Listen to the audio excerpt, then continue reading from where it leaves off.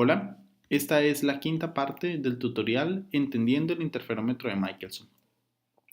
En las sesiones anteriores usé este arreglo experimental bajo diferentes perspectivas. Usamos una lente, por ejemplo, para tener un haz colimado, se analizó qué pasa si únicamente tenemos una señal de interferencia. Incluso también mostré cómo abordar el problema de si el espejo está desalineado, si uno de los espejos está inclinado, por ejemplo. Y bueno, se obtuvieron allí varios resultados que a quienes se vinculan apenas a este tutorial los invito a ver si están interesados. En resumen, en todas las sesiones anteriores siempre hemos trabajado con una fuente de iluminación que emite a una sola longitud de onda. Hoy lo que mostraré es un paso más allá en ello. No voy a considerar solamente una longitud de onda, sino que la fuente tiene un espectro amplio. Y por simplicidad voy a suponer que el espectro tiene una forma rectangular. Como se mostró antes, la intensidad vista por el detector en un interferómetro de este tipo, bien sea en configuración Michelson o Twyman-Green como estoy ilustrando aquí, sigue este modelo matemático, donde h es la diferencia entre las longitudes de los brazos del interferómetro, k es el vector de onda e I0 es un factor de escala para la intensidad. Dado que para modelar la fuente como ondas monocromáticas hemos venido usando la idea que su espectro es una delta de Dirac centrada en la longitud de onda seleccionada, entonces ¿qué tal si les propongo que veamos el espectro rectangular como un arreglo continuo de deltas de Dirac? Debido a que ya se sabe a priori cuál es el resultado cuando iluminamos con una sola longitud de onda, que la longitud de onda aquí está metida dentro de este parámetro K, entonces tener un espectro ancho no es más que sumar el efecto de interferencia a diferentes longitudes de onda. Es decir, basta con integrar esta expresión respecto al vector de onda K.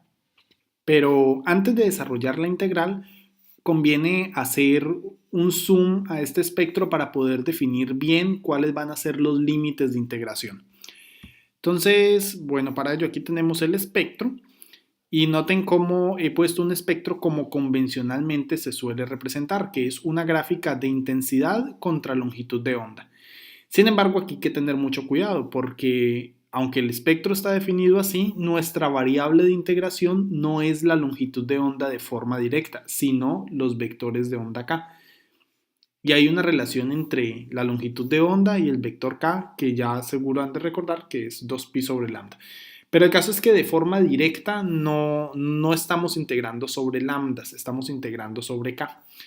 Entonces, para ello, quiero convertir esta gráfica de I contra lambda en una gráfica de I contra K. Y pues para ello veamos entonces cómo podemos definir mejor esta función. Lo que se puede hacer es simplemente definir una longitud de onda central, que es denotado como lambda sub 0, y unas longitudes de onda de borde, que son lambda sub 0 menos delta lambda medios y lambda sub 0 más delta lambda medios, donde delta lambda es el ancho del rectángulo espectral que hemos definido. Este ancho es lo que en señales se suele llamar el ancho de banda de la fuente. Entre más angosto sea, pues entonces es una fuente más angosta. Entonces, veamos cómo pasar de los lambda a los k. La forma de hacerlo es muy fácil, simplemente basta con recordar que la relación entre el vector de onda k y la longitud de onda lambda es k igual a 2pi sobre lambda. Si uno aplica una diferencial total sobre esta expresión, es decir, calculamos dk, pues lo que se obtiene es, y que lo dejo de tarea para quien esté interesado, es algo muy sencillo. Es simplemente que el valor absoluto de la razón entre dk y k es igual al valor absoluto de lambda sobre lambda, donde noten cómo aquí en el numerador de los términos en lambda tenemos el ancho de banda de la fuente espectral y aquí dividido sobre la longitud de onda en la que está centrada el espectro. Entonces, esto es importante para poder definir cuáles van a ser estos parámetros que están involucrados en la integral que estamos desarrollando, es decir, de K y K. Y su correspondiente relación con el espectro inicial, como lo habíamos planteado en términos de lambda. Entonces, para convertir este espectro, para hacer el cambio de variable de lambda a K, pues basta simplemente aplicar estas relaciones que están acá definidas. Entonces, para a un lambda dado le corresponde un K que es 2pi sobre lambda. Entonces, haciendo ese cambio, lo que obtenemos es que el espectro ahora queda definido de forma casi idéntica a la anterior, y es que el vector de onda central es K sub 0 y los vectores de onda límites extremo izquierdo y derecho, pues ahorita van a ser K0 menos delta K medios y K0 más delta K medios. Y como desarrollar una integral es equivalente a calcular el área bajo la curva de una función. Y en este caso la función vale 1 en el intervalo que estamos mostrando. Aquí me faltó poner un 1 y 0 por fuera de él. Entonces, pues los límites de integración se reducen simplemente a los bordes de la función rectángulo que estamos dibujando, que serían entre K0 menos delta K medios y K0 más delta K medios.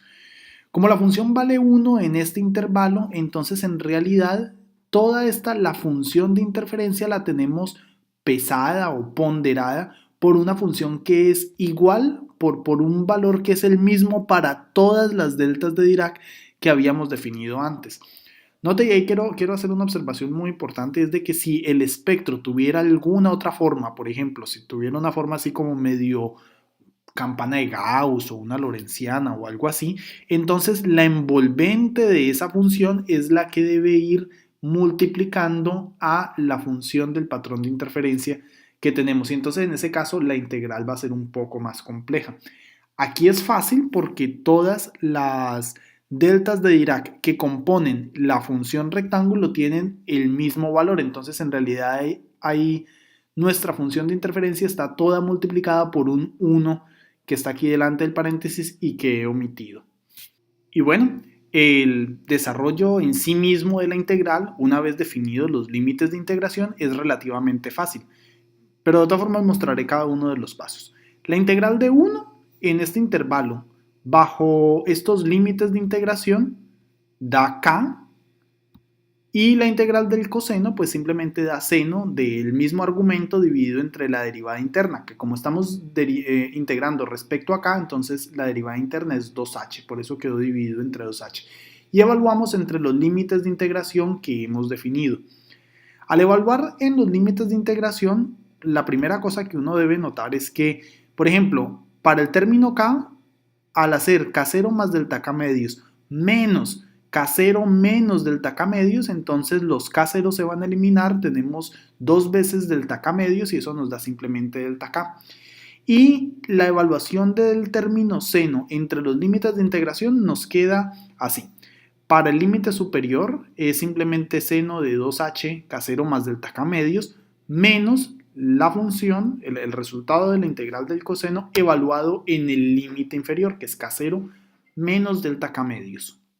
Y como el seno de la suma o la resta de dos ángulos sigue esta relación trigonométrica, entonces si uno aplica esta definición en esta relación trigonométrica en la expresión que hemos encontrado, lo que se obtiene es esta expresión, donde dice que el patrón de interferencia es igual a 2 y 0, lo que traíamos de antes, por delta K. Hay un par de términos que se van a eliminar y nos queda 2 veces un término cruzado que es seno de delta KH por el coseno de 2KH. Y aquí en este punto típicamente se hace un truco muy sencillo y espero ilustrarlo lo suficientemente bien. Y es que noten cómo si el coeficiente del término seno lo multiplicamos y dividimos por delta K, que hasta ahí no hemos hecho nada, porque multiplicar y dividir por el mismo término es equivalente a multiplicar una expresión por 1. Pero si además ahora factorizamos el término delta K, pues entonces lo que se obtiene es esta expresión. Y no sé qué tan familiarizados están todos con esto, pero esto, 1 sobre delta KH por el seno de delta KH, es decir, 1 sobre X por el seno de x es lo que se llama, es la definición de una función que es la llamada función sinc. Entonces, nuestra expresión se puede reducir a esto. Y este era el término al que quería llegar. Noten cómo antes, en el resultado previo, bueno, acá no se ve, pero olviden de momento la integral, en el resultado inicial que teníamos, cuando solamente había una longitud de onda, decíamos que el patrón de interferencia era igual a 2 y 0, ese sigue estando igual, multiplicado por 1 más coseno de 2kh, que aquí está 1 más coseno de 2kh. Lo único que ha cambiado es que ahorita el coseno está modulado por una función sinc. Esto, cuando uno tiene un término diferente de 1 por delante de una función cosenoidal en patrones de interferencia, al coeficiente del coseno o a la función moduladora, a eso es lo que se le llama el término de visibilidad de franjas. Entonces, si lo que observábamos antes era un patrón de interferencia, que eran unas franjas cosenoidales que mantenían amplitud constante, ahora al tener este término modulador por delante del coseno, lo que debemos visualizar es algo más o menos así, donde noten cómo la envolvente de las franjas de interferencia cosenoidales ahorita corresponden a esta función sinc. Y esa es la principal, digamos, aplicación de esto y lo más interesante detrás de este ejercicio, y es de que en este tipo de interferómetro, el ancho espectral de la fuente, en últimas, lo que define es la visibilidad de las franjas. Entonces, la visibilidad de un patrón de interferencia en un interferómetro Twyman-Green, como estamos aquí discutiendo, pues está dando cuenta en realidad de qué tan del ancho espectral de la fuente, ¿no? O sea, digamos, de qué tan monocromática es la fuente. Entonces, en el tutorial tras anterior, lo que obtuvimos fue un patrón de interferencia ya en imágenes que se veía más o menos así. De hecho, hicimos una simulación y ahí resultó esta imagen. Pero en ese tutorial yo mencioné que esto es en realidad una imagen idealizada de lo que se observa en la realidad, porque con esto, al considerar el ancho espectral de la fuente, entonces ya sabemos que en realidad el patrón de interferencia no debe ser así. Noten cómo aquí todas las franjas tienen la misma intensidad. Si trazáramos una línea de perfil en torno a esta diagonal que estoy señalando, lo que debemos ver es una señal de un patrón de interferencia que sube y baja una función cosenoidal que mantiene su amplitud.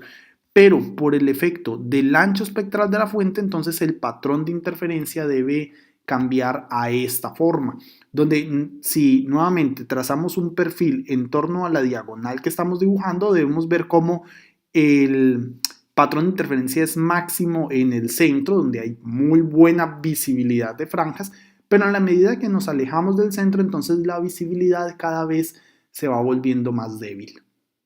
Entonces, en resumen, un patrón de interferencia de esta forma es simplemente una versión ideal de lo que se obtiene experimentalmente.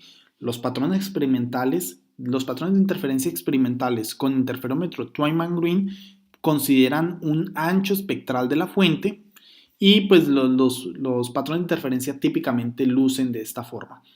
Eso lo ilustra muy bien el video de este profesor, de un profesor del MIT. Es un video muy viejito, pero considero que está muy bien preparado. Además, el profesor explica muy bien y, digamos, se ilustra con suficiencia cómo al ir introduciendo líneas espectrales, entonces se pierde la visibilidad de franjas para diferentes posiciones del espejo, como pueden allí ver. Los invito a que si están interesados vean ese video, a mí me gustó mucho. Para finalizar, quiero mostrar cómo se ve esto en una simulación de MATLAB. Para eso entonces vamos acá al software. Y bueno, yo ya he escrito este programa, también quiero mostrar el programa para quien lo quiera reproducir o mejorar, porque seguramente debe tener N errores, pero creo que se ilustra más o menos, al menos el efecto que quiero mostrar. Y en este programa entonces lo único que hago es hacer la gráfica del patrón de interferencia en 2 dimensiones con el resultado que acabamos de calcular. Noten que aquí está la función sinc multiplicando a las franjas de interferencia cosenoidales. H es una imagen que habla de la diferencia en longitud para imágenes entre los dos brazos del interferómetro, como lo he definido acá. Y teta y phi pues es la inclinación azimutal y cenital de uno de los espejos.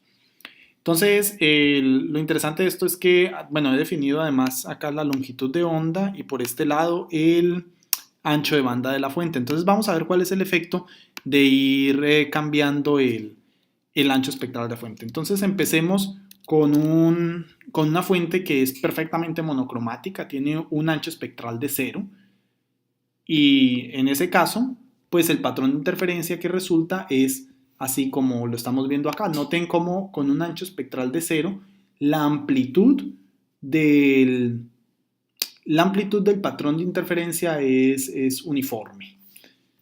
Bien, tengo el espejo inclinado a 45 grados, ¿no? Como se puede ver acá, y la inclinación es de 1 por 10 a la menos 5 radianes. Está una inclinación muy, muy pequeña. Ahorita vamos a irle introduciendo un ancho espectral. Digamos, ¿qué tal que el ancho espectral de la fuente fuera simplemente un nanómetro? Entonces, con un nanómetro, que esa ya es una fuente, digamos, muy monocromática, lo que típicamente uno puede tener en un láser, pues entonces el patrón de interferencia en ese caso se ve así. Noten cómo con un nanómetro de ancho espectral, pues entonces no alcanzamos a observar la envolvente del patrón de interferencia. Pero en la medida que vamos aumentando el ancho de banda, pues entonces eventualmente el patrón, la envolvente zinc, se va a hacer visible. Por ejemplo, si ponemos 50 nanómetros, entonces acá ya sí podemos ver un poco más la envolvente, ¿no? Bueno, y así sucesivamente tenía por acá uno, por ejemplo, con 80 nanómetros, entonces se ve así. Creo que ya con 100 nanómetros, pues queda todavía mucho más cerrada. Dejémoslo, por ejemplo, en 50. Y habíamos visto cómo también al ir inclinando los espejos, pues entonces la inclinación de los espejos, como mostré en el tutorial anterior, pues da cuenta de la frecuencia de las franjas que estamos observando. Entonces, ¿qué tal si le ponemos que este espejo esté inclinado 2 por 10 a la menos 5 en una dirección y 1 por 10 a la menos 5 en la otra? En este caso las franjas se ven así. Pongámoslo 2 por 10 a la menos 5 a ambos lados para que sean a más 45 grados. Y bueno, pues es digamos, lo que generalmente se observa en los experimentos, que lo ilustra muy bien el profesor del MIT, como mencioné antes. Y ya pues para cerrar, pues bueno, ya es una cosa más de ponerle crema al asunto. Entonces uno le puede decir que, por ejemplo, generalmente las cámaras no ven, bueno, depende, pero típicamente ve uno en la pantalla no una sección cuadrada, sino que es algo más o menos así, ¿no? Como circulitos. Y en fin, pues es eso lo que quería ilustrar. Espero les sea útil, les sea interesante. Este sí luce más como un patrón de interferencia experimental típico, ¿no?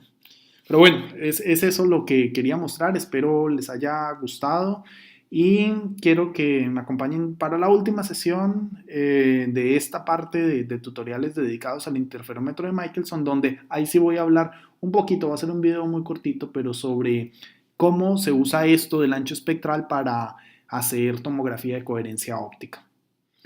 A todos muchas gracias y bueno, gracias por escuchar.